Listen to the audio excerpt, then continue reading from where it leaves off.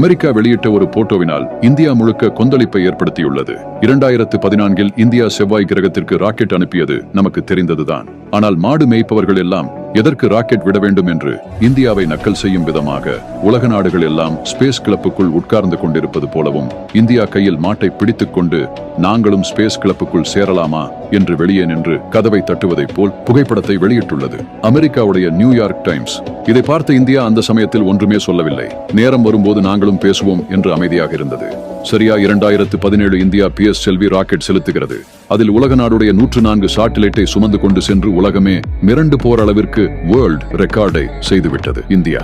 அப்போ இந்தியாவுடைய times of India ஒரு போட்டோவை வெளியிட்டது. அதில் எந்த இந்தியா வெளியே நின்று கதவை தட்டியதோ அதே இப்போது ஸ்பேஸ் கிளப்புக்குள் உட்கார்ந்து கொண்டிருப்பது போலவும், எந்த அமெரிக்கா மற்றும் உலக நாடுகள் ஸ்பேஸ் கிளப்புக்குள் உட்கார்ந்து கொண்டிருந்ததோ அது இப்போ எங்க சேட்டிலைட்டையும் உங்கள் ராக்கெட்டில் கொண்டு செல்லுங்கள் என்று வெளியே நின்று கதவை தட்டி கேட்பது போல புகைப்படத்தை வெளியிட்டுள்ளது இந்தியா.